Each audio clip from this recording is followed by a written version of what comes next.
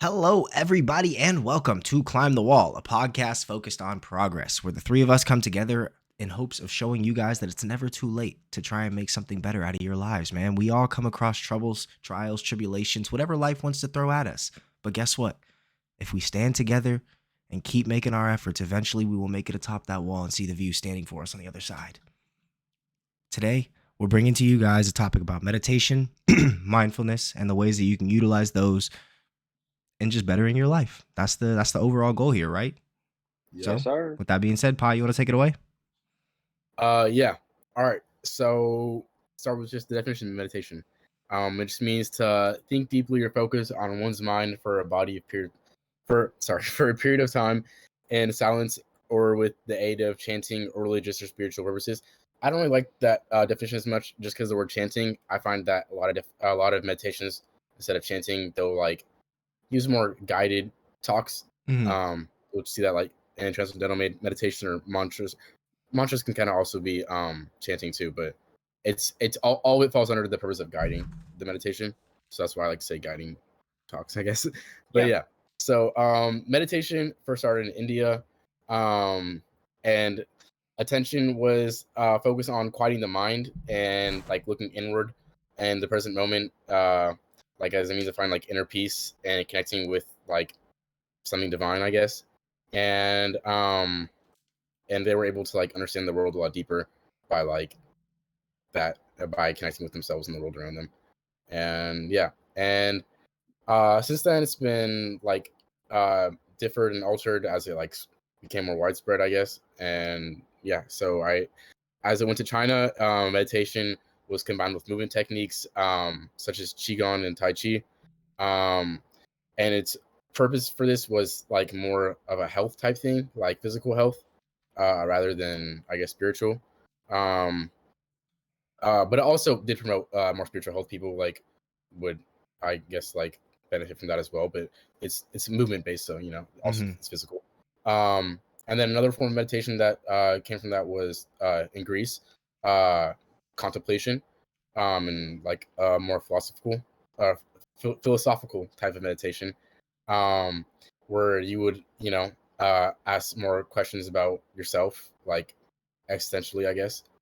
Existentially, I don't know if I said that right, but yeah, you know what I mean. Yeah, I think you did. And then yeah, but and then also another form of meditation that I found was it was I don't know if I don't like to say this one derived from India, because I feel like they wouldn't have influence from India, but it was Native American, and this was spending time alone in the wilderness and seeking guidance from spirits, as it was put.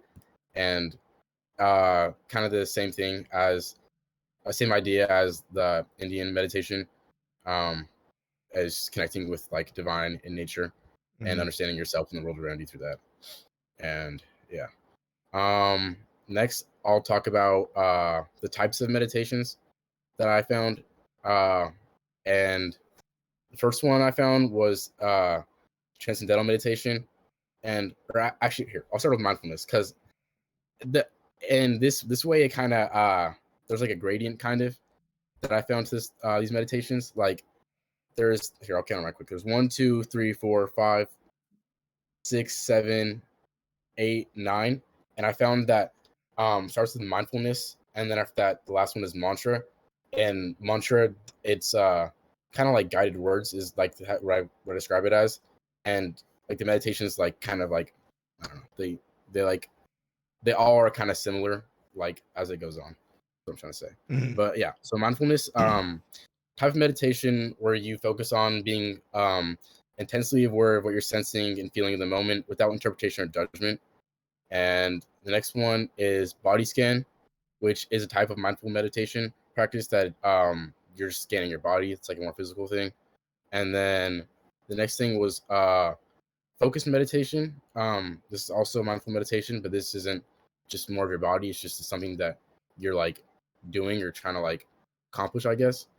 I guess that like pertain like more if you're thinking about something like a task. If you're like I don't know, you're trying to like build something, I guess, and you just can't figure out what's going wrong in whatever you're building. Mm-hmm. So you sit there and do that for a bit. And the next one is visualization meditation, which also kind of falls under mindfulness, or like paying attention to like what you're thinking. Mhm. Also not though, this is where it starts to vary. This is like kind of where I see the gradient switch, because visualization could be like paying attention to what you're trying to like visualize, I guess, and understanding that. And it also could be if you're like more of like an artistic type person, you know, and you're trying to like sit there and like, I don't know, visualize like the next thing you want to like work on, or like, I don't know if that makes, you know what I'm saying? But No, yeah, yeah, like come up with yeah, ideas for like a next piece of work, right, Yeah. exactly. kind of. Yeah. Inspiration. No, yeah, literally. But yeah. And then the next one was walking, and this one is one that this is like where switch kind of like more physical aspect, I guess. But it's just like it increases like physical health and stuff like that. And then this one is a loving kindness meditation, and it's a great way to cultivate our. Hold up, give me a second. I'm trying to remember. Okay, yeah, it's just basically okay. This is actually where I was kind of this I said a gradient, but I was also kind of like lost it at this point, because it kind of like differs back and forth. Like it still kind of uses like mindfulness, because you're being loving and kindness. You want to pay attention to like what you're doing, I guess, and like it's like a reevaluation of yourself, so like you know how you're acting, kind of. But yeah. So it kind of still go ahead. I was gonna say, if you, I also kind of looked into the 9 points that you're talking about of meditation. If you want, I can kind of try and break down what you're talking about for the loving kindness one. Yeah, of Yeah. course, of course. So the thing that I was reading, it basically, in summary, came down to, it said this practice is used for strengthening feelings of compassion, kindfulness, and acceptance towards oneself and others. This involves opening the mind to receive love from others and sending well wishes to those you deem important. And it's good for people who are typically, in simple terms, angry or more resentful on the inside, because it helps you then open up your heart to realize that it's okay to accept that love that you think you can't take, or that you think it feels weird to take. So that's where that practice really comes into play, is when you feel like you need to learn how to be loved or give love. Thank you. That's a Yeah. great way to explain it. Yeah, and the next one I had was spiritual, which is just, you know, connecting with something greater than you. And then the next one I had on here was transcendental, which I have notes up here, like a whole different notes for transcendental meditation, and there's a lot to cover on it. So I'll just say, I don't really know how to describe it, to be honest. Because when I researched about it, I don't know if you guys researched about transcendental meditation at all, but I didn't really get a clear cut definition for like, I don't know. But here's what I wrote down. It was an analogy to try to understand it, and it said transcendental meditation looks at our mind like an ocean, and through miles of deep and like deep like water, I guess, like it's calm, but then on the top it's like very volatile, right? Mm-hmm. And Yeah. so like if you look at us, for example, we don't really belong in water, so we spend most of our time on top of the waves, where it's volatile and it's like treacherous, and I don't know. We can't. There's it's unless it's like very calm waters, which happens occasionally out in the ocean. Like it's gonna be hard to focus on. I don't know, one thing. Basically, is what we're trying to say. And what transcendental meditation kind of does is just tries to like pull you into the depth. Basically, is what it said. Mm-hmm. Sounds kind of scary, but yeah. And but through that, you just kind of stop focusing on everything all at once, and you train your mind to just process things like one thing at a time, focus on that. And through that, there's been like people who like understand their body a lot more, to the point where like they can this is an example my friend gave me, actually. A buddy of mine I work with, he went to a college which is actually based on transcendental meditation. Mm-hmm. Here, really quick, I do have to step away for a second. Sorry to Yeah. interrupt. I'll be right back, guys. Do your thing. No worries. Yeah. I want to remember what the university is called. It's in Michigan, I believe. But the yogi, because back in 19 whatever, Mm-hmm. there was a movement of yogis who came in from India, and that's when like meditation kind of became big on the Western side. Go ahead. I You think are, I'm yeah, saying you are correct.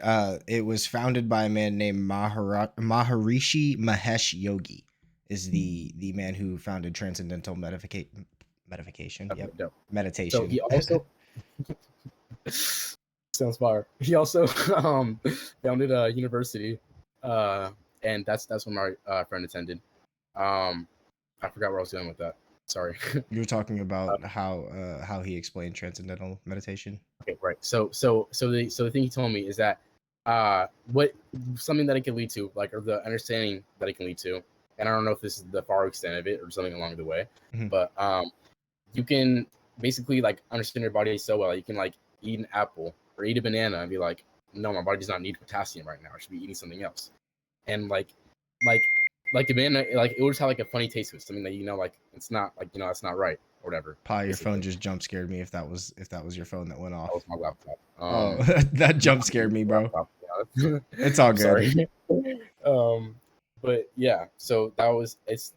I guess if I had to like put it in this list and give it a definition, I would say understanding your body really well, Mhm. and like, or not even your body, just understanding you. I guess is Yeah, what it focuses on. the definition I got, it says a specific practice used to quiet the mind and induce a state of peace and calm. It involves the use of a mantra, and it's best studied under a certified transcendental meditation practitioner. And it's Yeah, good for those who basically, like you were saying, truly seek the depth of what meditation can offer somebody, which is better yeah, understanding of your body. There's actually a lot of health benefits. I know you had mentioned yeah. some of them include, but aren't limited to, lower blood pressure, reduced stress, better sleep, improved emotional regulation, increased focus, enhanced mood, reduced aggression, greater adaptability, better aging, more empathy and connection with others, things of those sort. That's a lot of things that I just found. I Everything. also, no, there was, when you say everything, you're not even kidding. There was another thing I had seen. Where is it at? Oh, it's also used with helping treat things like depression, anxiety, various cardiovascular disease, dementia, Alzheimer's, Parkinson's, insomnia, ADHD, and chronic pain. Really Damn. quick, what Meditation are we is used. specifically talking about? Also, just for Those your are Oh, those are health benefits that meditation can offer, and those are things that it also I helps treat. I also found very similar results with what you said.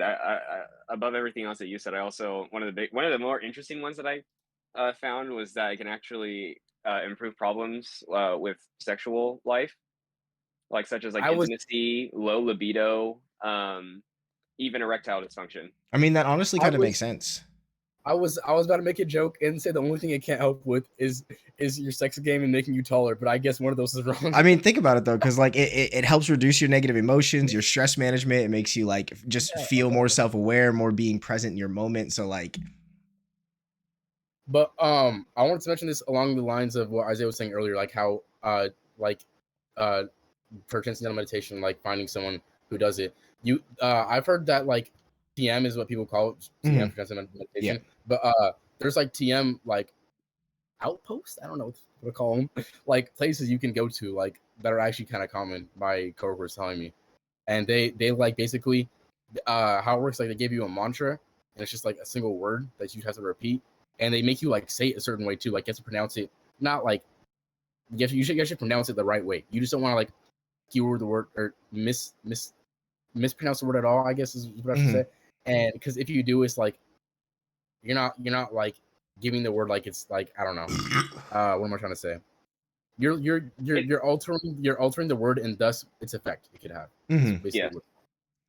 Can I just say one thing I think is crazy? I don't know why it's that crazy to my brain, but for some reason, when I read this, it made meditation all the more desirable to do to me. But basically, it just said there's not a single study that you can find that has a negative side effect about meditation. And it's like Yeah. obvious, but at the same time, when you Yeah. think about anything that you're using to quote unquote help yourself, there's always Well, going to be some kind of negative side effect.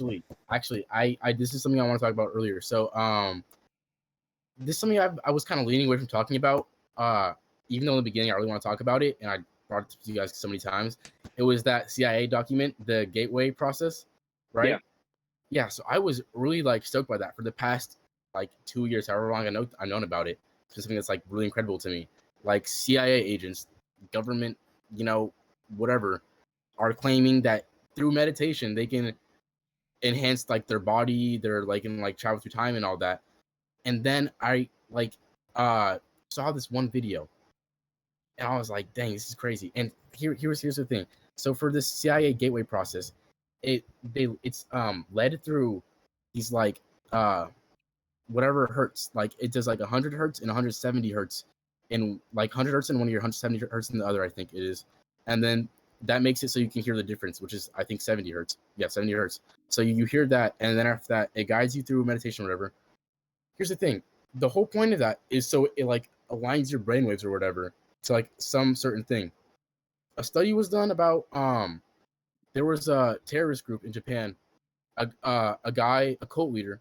He had his followers where these I don't like neuro whatever things that like did the same thing. It like fed him the hertz and that altered the brainwaves, and they altered it to match his brainwave, and through that they led like some like crazy terrorist event. I don't remember exactly what it was, like if they stabbed, bombed, or what it was exactly, but like that's why I just wanted to mention, if you hear anything about brainwaves, I would remember that story and do whatever you want after that, I guess.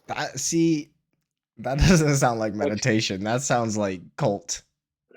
No, I mean, the I think gate, what Pi's trying to say is that, like, using the science of like what we know about frequencies and meditation, this guy was basically just able to so manipulate a known force. That's yeah, crazy. I don't know if you know this, but like alpha, delta, omega, whatever waves are very common to listen to throughout like meditation things, Hmm. like those like it claims you can get different effects from them, Hmm. and by those different effects come from like altering your brainwaves. Yeah. So all I was saying is that I would be careful specifically with, not specifically with this, specifically with like really anything that you're not just doing yourself, to be honest, because you don't Yeah. know what you're like. Yeah. Long story short, do your research before you do things. Make sure you think things through clearly, and don't jump Be into something mindful. just be mindful. Actually, that's a great thing Mm. to bring up, because we also wanted to talk about mindfulness.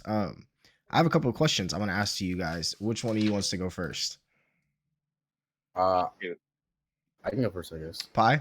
All right. So, first question, simple, open. What does mindfulness mean to you? Mindfulness means being aware of my surroundings, myself. Um, it means not only being aware, but like considering like how my actions would affect them. Um, yeah, that's what it means to me, I guess. Okay, okay. Excellent. And how would you say that you are mindful, if at all, in any given day? Same way I just explained it. Honestly, I try my best to stick to that and to like think about I what in guess, my do you have more like environment. a specific example, I guess, you can give recently of something that may have happened that you were. Oh well, um, I can say here, for example, at work, every single day at work, um, with my job, I clean like moss off roofs, and I like power wash stuff, clean gutters and stuff like that. So one of the tasks we do is called butter.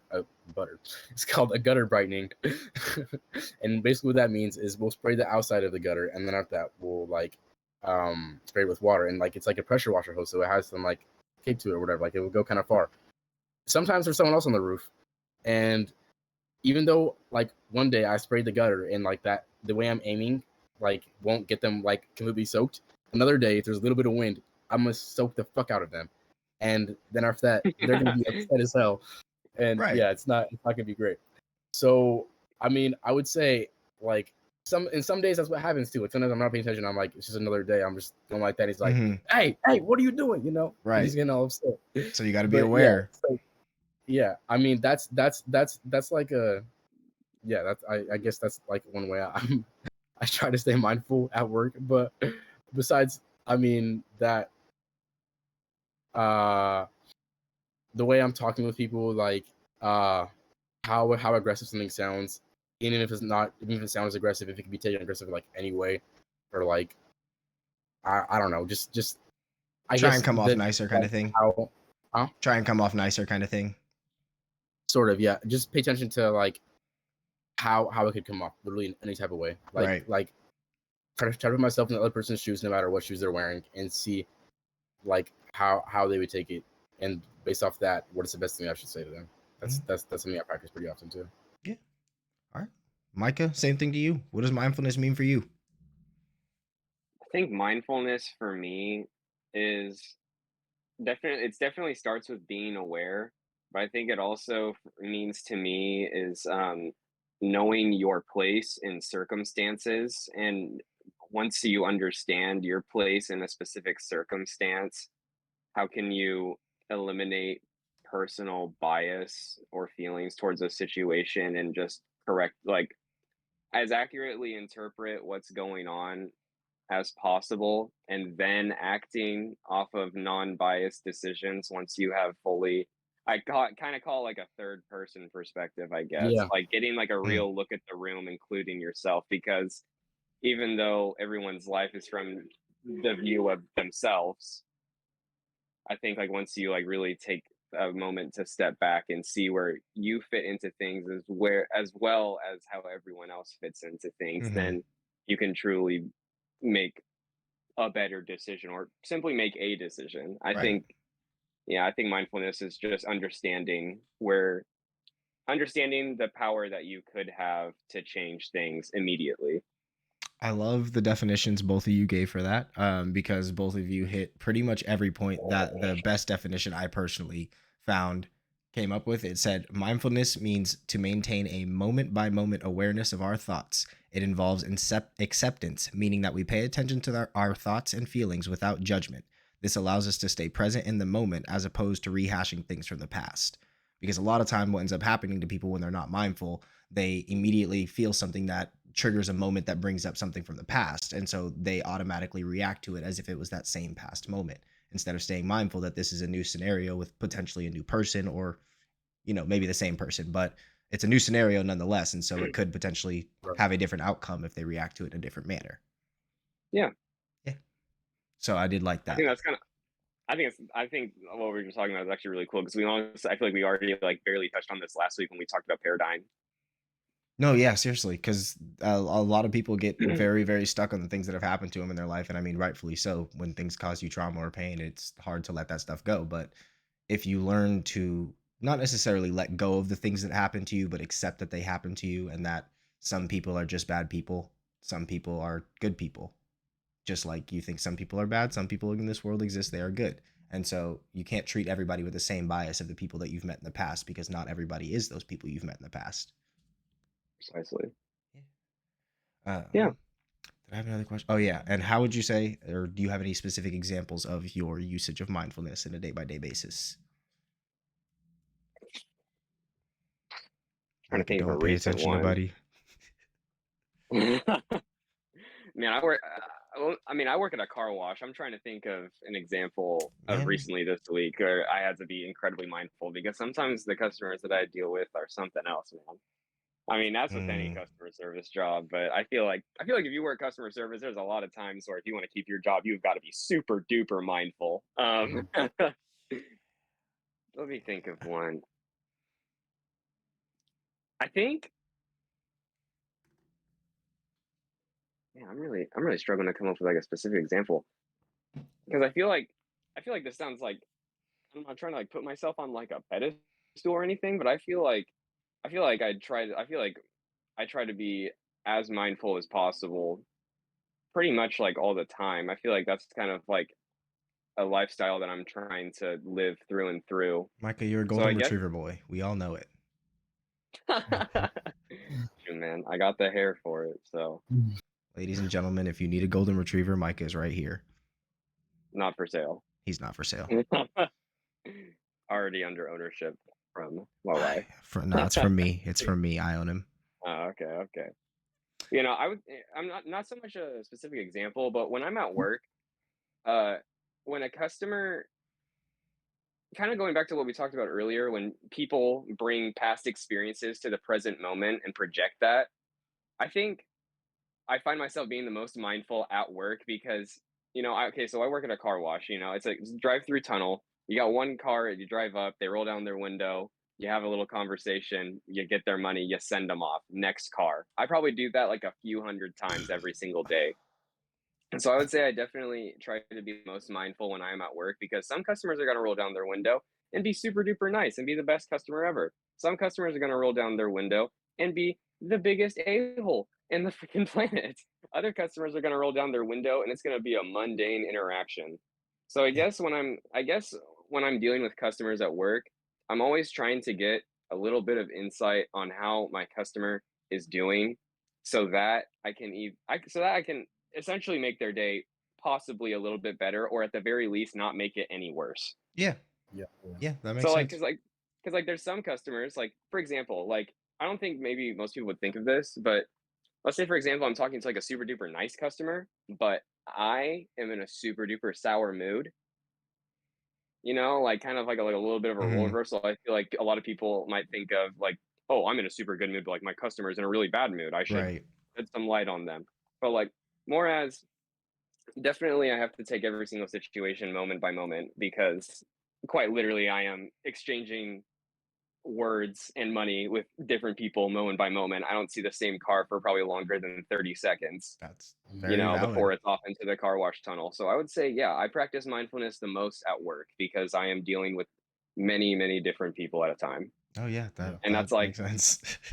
not only do I want to keep my job, but I like I like making people happy. I like Yeah. I definitely I never want to, as a person that's experienced a lot of negative things, as everyone else in life has experienced negative things, I certainly would not want to be somebody's negative thing. Yeah. That's a good way to I put get it. It's a really good way to put it, actually. that. Yeah. Let's see, I gotta check the time. There we go. You chilling, you chilling.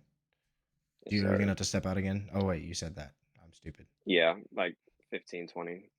Um, One of the other things I did want to talk about was for anybody who struggles to practice meditation or who doesn't already practice meditation, if that's something that potentially interests you, I would definitely 10 out of 10 recommend suggesting starting doing that.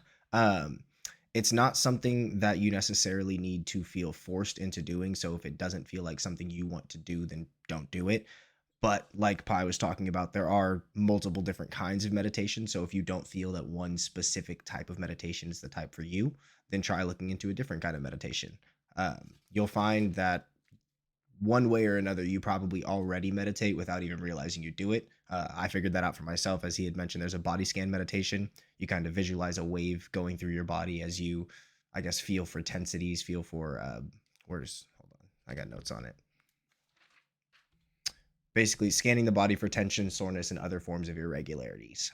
Yoga actually is kind of basically considered a form of body scan because you're, stretching, working with your body. It's also a part of the movement meditation or walking meditation, as you had mentioned. So if that's something you guys struggle with, I say start with like 5 minutes, even 2 minutes if you have to. It doesn't have to be something long. Just progressively work up to what I've found is about 20 minutes is the ideal time that people seem to say meditation goes for. I don't know if either of you found anything different, but I came across saying 20 Uh, minutes. for me personally, I actually went out of my way to try and meditate more this week, especially because it was our topic, and it's Mm, actually been something I've been interested in more severely since last year. I like, I just wanted to get more into it because like I felt like there was more going on with myself, and I wanted to explore it more, like mhm. physically and mentally. So Mhm. where was I originally going with this? How long, if you found like, is there a time you Oh found how yeah. long?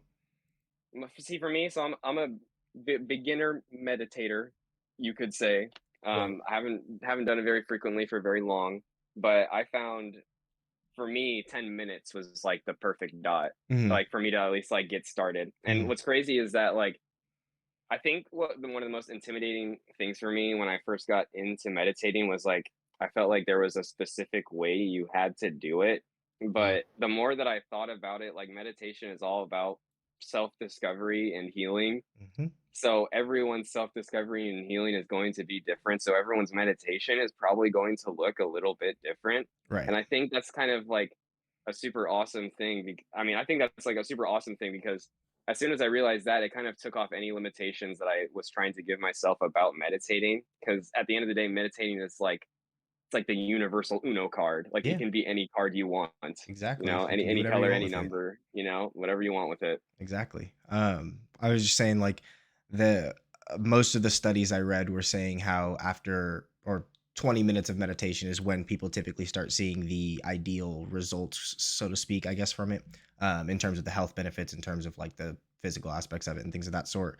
But there was also a Zen proverb I read that I found to be kind of funny, but also along that same point that mentioned 20 minutes. It says, you should sit in meditation for 20 minutes every day. Unless you're too busy, then you should sit for an hour.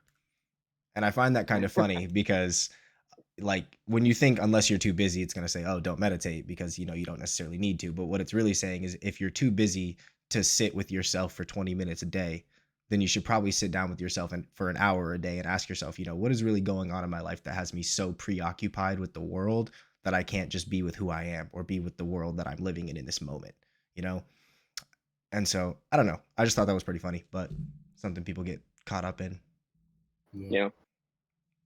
Do you guys have any other points, notes, topics you want to discuss about before we? Yeah, I had a little bit of stuff I want to talk about. Mhm. So there was one other way of meditating that I didn't get to talk about, and that was mantra meditating. We kind of brought it up here and there. It's pretty simple. You just repeat words or phrase while meditating, and this is something that I wanted to talk about, or kind of mixing with mindfulness.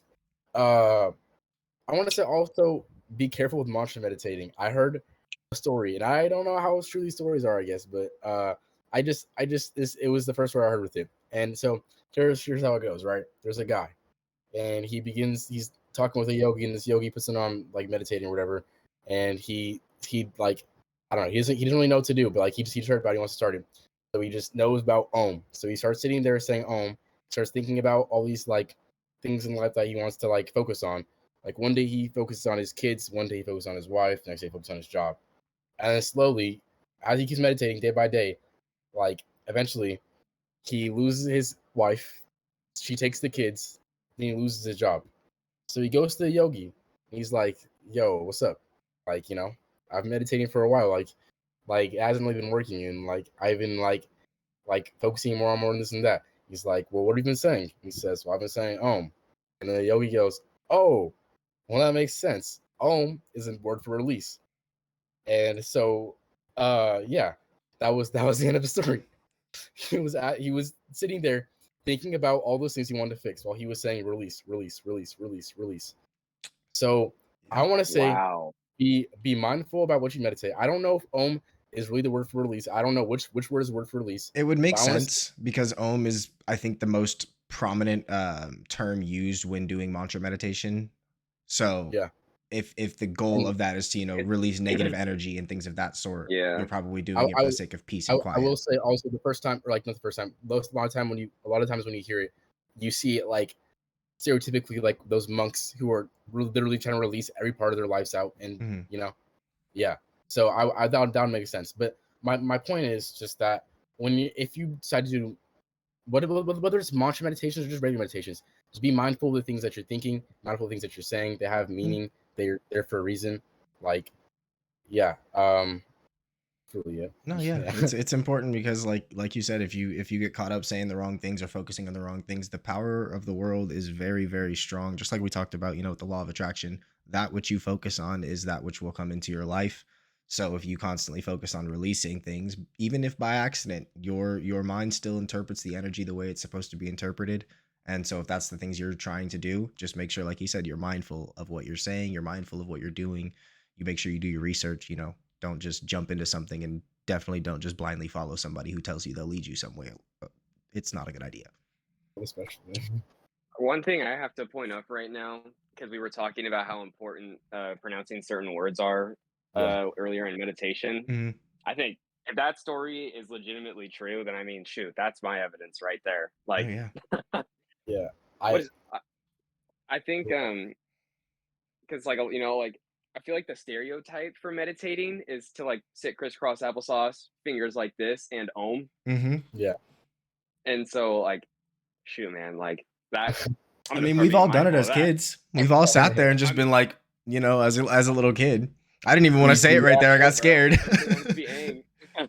I was like, I don't know what I'm thinking about right now, but if I say those words and I'm in that position, it's gonna happen. So we're not doing it. That's crazy. That like But actually like shell shocked me a little bit. I I'm not even know, gonna lie. new fear That like unlocked. actually like yeah, new fear unlocked. That's how I feel right now. That kind Gosh. of also plays in with the like the brainwave things I was telling you earlier. This one is just more for I guess things that you don't really know what you're getting yourself into, where it's like things you're listening to or things that you're saying. Mhm. So find out definitions and all that, before you. question for you guys. Yeah. Did any of you guys look into the 7 chakras? No. Oh, I didn't for this, but I have before for like something I studied for school. So I I was Go going ahead. to say that was pretty much what I put all of my research into this week, Really? because the 7 chakras is like a topic that I was familiar with in my previous discovery with Yeah. meditation and whatnot. So I decided that I was just going to like take notes on every single one of them and like understand like which one is Mhm. like which do what. Yep. For people that don't know, chakra are certain points that you can find along the column that is your spine, like in the center of your body. And they say that a chakra is something that we can't physically see. Some people have people, we don't even really know like what a chakra would like even look like, because when most people try to visualize what a chakra looks like, we try to associate it with something that we've seen before, because that's how our brain works to try to interpret and figure out things. Some people go as to say that a chakra looks like an ice cream cone. Some people say that like it looks like a cylinder, or it's like a disc shape, kind of like how we have like discs in our back. But that's where most of my research took me, and I wanted to have a chance to maybe share with the audience, because a source that I read, a guy that's actually from India, which is after Pi talked about earlier about foundings of meditation, I feel like all of my research actually has a lot more validity, because I didn't realize that India was like a center powerhouse for the world of meditating, at least like in those times. Mhm. And I basically, you can meditate on each of these chakras and expect, not really expect, but you can work towards certain results, and each chakra has like different characteristics, per se, you can call them. um so we have 7 of them. The first one is at like starts at your tailbone, and the last one is at the crown of your head. um would you be okay if I went through the list and Please Yeah, briefly do. no, go crazy. describe? Go crazy. Yes. Okay. So the notes that I took down for each of these chakras, I took down the color that they're designated with, the elements they're designated with, the location you can find them in your body, and the characteristics of each chakra. And then each chakra has its own symbol. It uses the petals of a lotus flower to symbolize like specific meanings, and which I will try to describe a little bit. I didn't go too much into the symbolism of like each symbol, because I felt like I was gonna have to like draw them out, and I was like not really like I didn't really have a good way to like put them on the screen. So I'm just gonna encourage viewers to go look up the symbols for the different chakras as I start describing them Mhm. as I go through. So starting with your bottom chakra, which is located in your tailbone. In English, we call it the root chakra. Um, it's it's coordinated with the color red. The elements that's tied to it is earth, and I just think honestly that makes the most sense if we're starting at the bottom.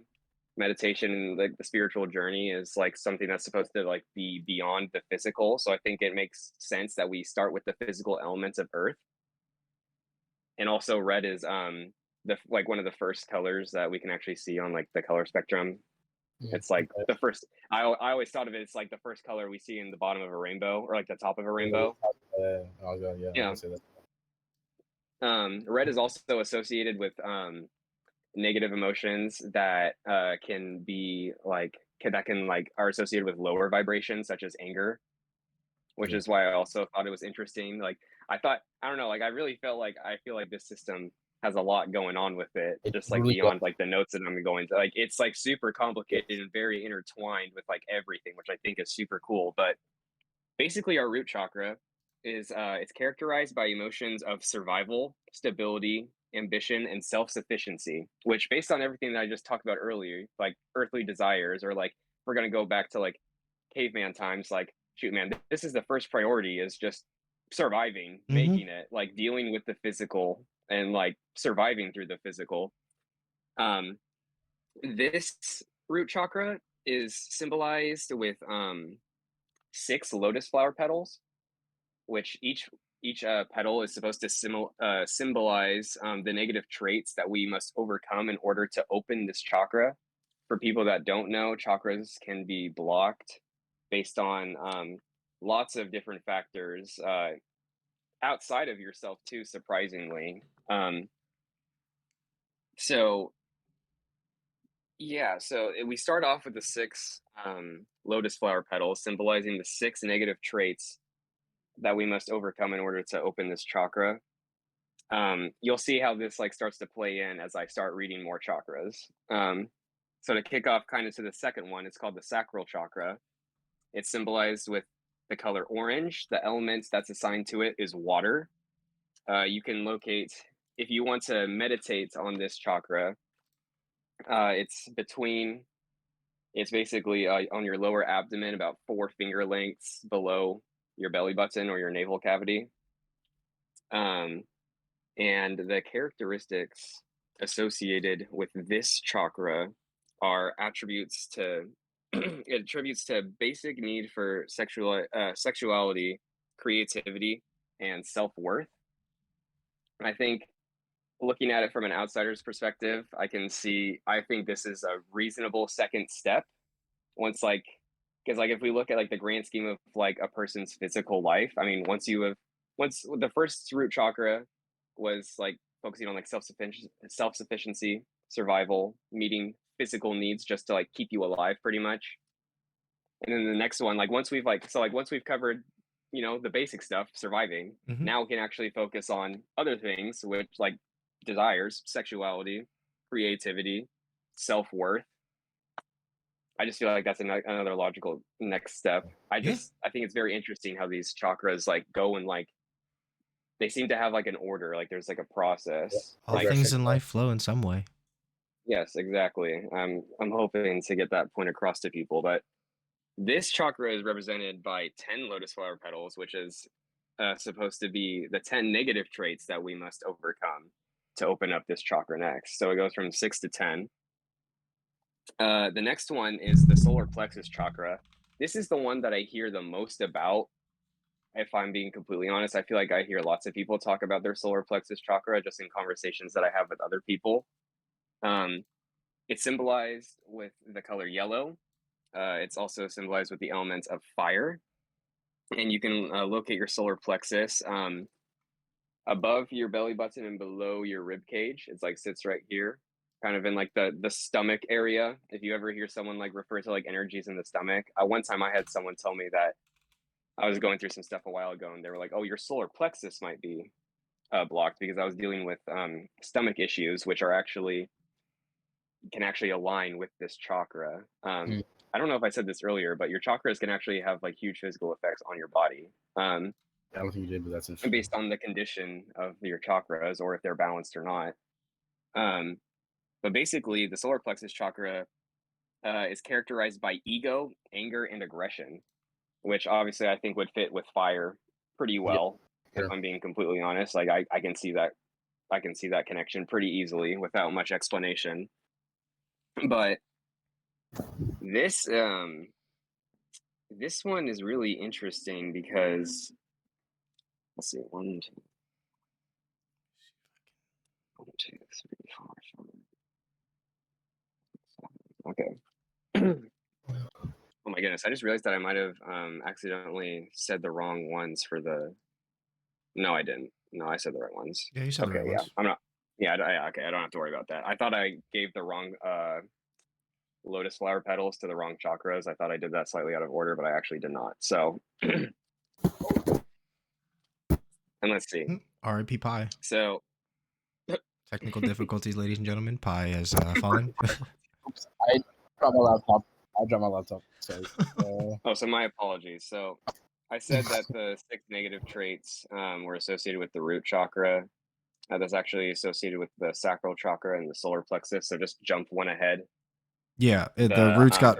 I pulled up an image for. It's basically just sitting on my screen right now, so they can see all 7 of the chakra images. So that way they can get kind of a better idea of what you're explaining. Nice, thank you for that. Okay, so moving on to Moving on to the heart chakra. It's represented by the color green. It's symbolized by the element of air, and you can locate it. You can locate your heart chakra in the heart area, which is like right here in the middle of your sternum, even though your heart is slightly placed to the left. They say, scientists. But the heart chakra is associated and characterized by emotions of love, attachment, compassion, trust, and passion, which I think would be obvious to everybody because I mean, in any form of media or art, you hear a love story, you're like, oh, the love of the heart's like knows no bounds. Mm-hmm. And like, and now that I've heard that like 1,000 times in so many different art forms, I wonder if all of this really like stems from this, like the beliefs of this. Like, I don't know. I could see it I mean, happening. Like, it's possible because there's some kind of play involved in it.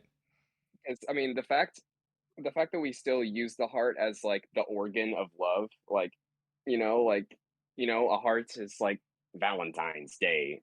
Like the list could go on of like the heart meaning lovey things.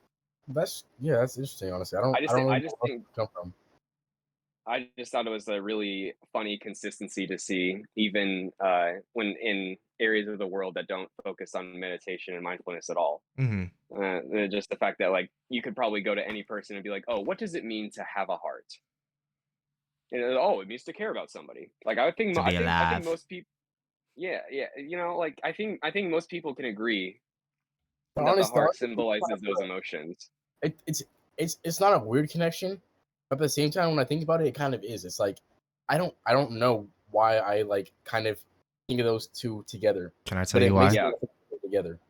Yeah, I don't know. Where does it hurt it when you're just makes sad? sense. That's true. That's true. I say that's very true. And yeah, yeah. Or right there. Hey, spitting facts. That's what I'm saying. Let's Your see. heart knows. But the heart chakra is characterized by 12 lotus petals, which are the 12 divine qualities associated with the heart. That is 12. Mm. There's 12 Um, divine qualities. I'm gonna look more into these when we're done with I this. know I didn't get a chance to look into these qualities because I was more just focused on the chakras and everything. But I would encourage everyone to go do some research on these qualities because that's what I'm gonna do later this week. Oh yeah. Moving on to the next chakra is the throat chakra. It's symbolized by the color blue, and the element that it is associated with is space. Space? Space. Like up there or like space? Both. Oh, I Because mean, yeah, I guess space is space is just still space. space, yeah. Sure. One thing I have to say is I really like. I find the evolution as you go from the root chakra up. The elements. I like how the elements start to change with the emotions, but it almost feels like it has like a good order. We went from earth to water to fire to air, and now we're at space. And you guys are gonna see when I get to the last two chakras why I think this is cool. But basically, the throat chakra is characterized by inspiration, healthy expression using your voice. That's how I think of it. Mhm. Faith in the ability to communicate well. Um, I couldn't find anything specifically about the lotus petals on this one, but there are 16 lotus petals on this one. From what I could find, I couldn't. There wasn't. I couldn't find like a direct reason for why it was 16. However, India does a lot of research. Like ancient India did a lot of research on ancient geometry, so I'm assuming that the 16 has to mean something. Right. Um, but moving on to the third eye chakra, which is probably the most popular, the one that everyone knows about. Right. It's actually only symbolized with two petals, which I think is very interesting because they're both supposed to represent wisdom. And the way that I interpret that is like very yin yang. Like Yeah. to have like that kind of wisdom is to understand just both ends of the spectrum. I think Yep. that kind of ties back. Do you remember what I had talked about? I think it was last week. When I told you guys like the definition of intelligence versus intellect.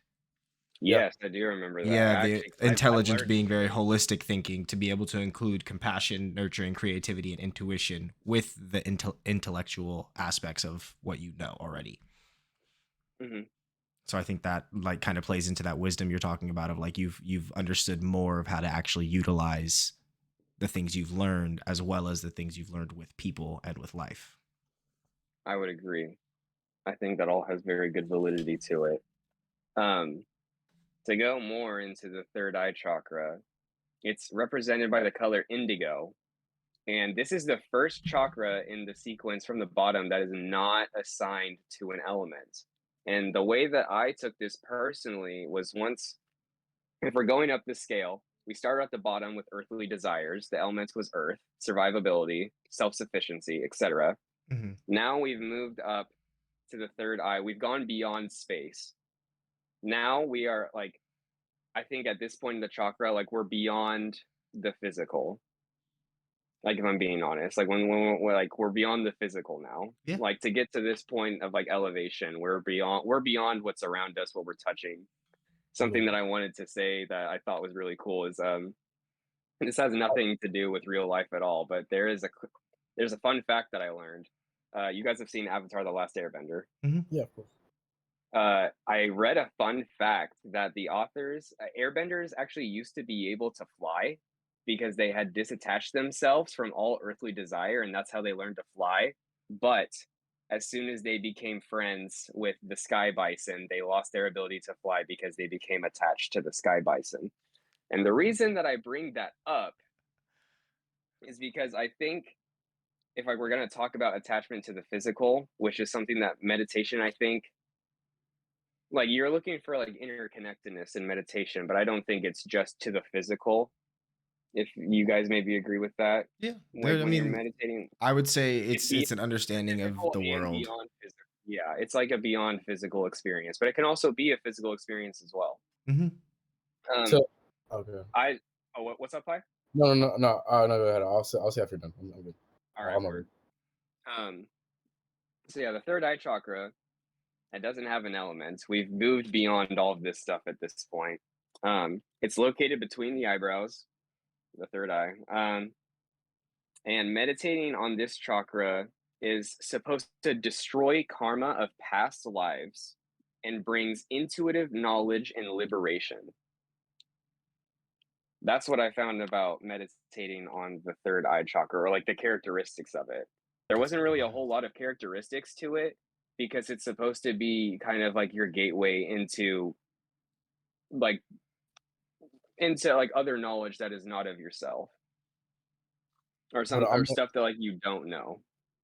I'm gonna go back to what I was gonna say earlier because I just Yeah. remember away from it now. So, how you're saying how there's kind of like a progression to those things. I noticed a progression also.